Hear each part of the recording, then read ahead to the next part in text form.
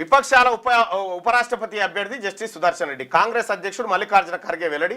వెంకయ్యనాయుడు తర్వాత పోటీ పడుతున్న రెండో తెలుగు వ్యక్తి. అయ్యా మీ తెలుగు అనేటువంటి మాట ఈ ఈ బంజేరు నాయన, ఈ బంజేరి ఈ సెంటిమెంట్ తో మమ్మల్ని అన్న లాగి మీరు గద్దెలెక్కు. కంచాయిలే కూడా తెలుగు ఆయనే కదా. 3 దఫాలుగా ప్రతిపక్షాల అభ్యర్థులు దక్షిణాది వారే. ఉపరాష్ట్రపతి ఎన్నికల్లో ప్రతిపక్షాల ఉమ్మడి అభ్యర్థిగా జస్టిస్ బి సుదర్శన్ రెడ్డిని ఏకగ్రీవంగా ఎంపిక చేశారు. కాంగ్రెస్ అధ్యక్షుడు మల్లికార్జున ఖర్గే మంగళవారం మధ్యాహ్నం ఢిల్లీలో ఈ విషయాన్ని ప్రకటించారు. ఆయన తన నివాసంలో ప్రతిపక్ష పార్టీల వారితో చర్చించిన తర్వాత ఎన్సీపీ అధ్యక్షుడు శరద్ పవార్, సిపిఎం ప్రధాన కార్యదర్శి ఎంఏ బేబీ, టీఎంసీ రాజ్యసభ పక్ష నేత ఒబ్రేన్, డిఎంకే ఎంపీ కనిమొల్లితో కలిసి విలేకరుల సమావేశంలో మాట్లాడారు.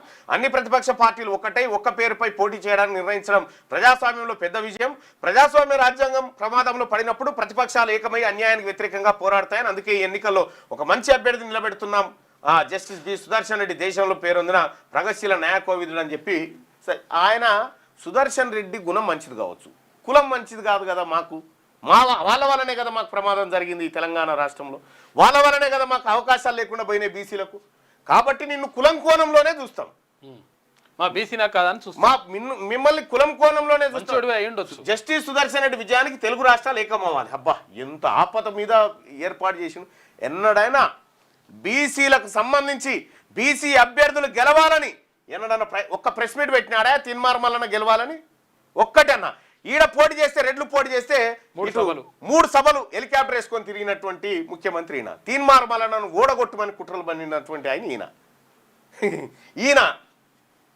జస్టిస్ సుదర్శన్ రెడ్డి విజయానికి తెలుగు రాష్ట్రాలు ఏకమవ్వాలి. ఉపరాష్ట్రపతిగా ఆయన గెలిపించుకోవడం తెలుగు వారిగా మన బాధ్యత. తెలుగు వారిగా చంద్రబాబు, కేసీఆర్, ఓవైసీ, జగన్, పవన్ కళ్యాణ్, భాజపా ఈ నేతలు ఎవరైతే ఉన్నారో మీరు బీసీల పక్షపాతల, బీసీలకు వ్యతిరేకలా ఈ నేతలందరూ తెలుసుకోవాలి. ఈయనంటే ఓపెన్ గా చెప్పేసి నేను రెడ్ల మనిషినే, నేను బీసీల మనిషినే కాదని చెప్పి ఆయన చర్యల ద్వారా ఆయన చెప్పేసుకున్నాడు. కాబట్టి ఇప్పుడు బీసీలకు ఉన్నదిగా. కాబట్టి జస్టిస్ సుదర్శన్ రెడ్డిని ఉపరాష్ట్రపతి అభ్యర్థిగా నిలపాలన్నది ఇండియా కూటమి నిర్ణయం. ఇది తెలుగు వారికి దక్కిన గొప్ప గౌరవం. ముఖ్యమంత్రి ముఖ్యంగా తెలంగాణ ప్రజల గౌరవ ప్రతిష్టలకు సుదర్శన్ రెడ్డి నియామకానికి సంబంధమే లేదు. మా ఆత్మగౌరవం ఈ తెలంగాణనే కాదు, ఈ భారతదేశంలో ఉన్న బీసీల ఆత్మగౌరవం రాధాకృష్ణన్ గారే. ఉపరాష్ట్రపతిగా రాధాకృష్ణన్ ఏకగ్రీవంగా ఎన్నుకుందాం. అధికార విపక్షాలకు భాజపాతో మేము కొట్లాడాల్సి వచ్చినప్పుడు సైద్ధాంతిక పరంగా ఆ రకంగా కొట్లాడుకుంటాం. కొట్లాటని అది వేరు సిద్ధాంత పరంగా.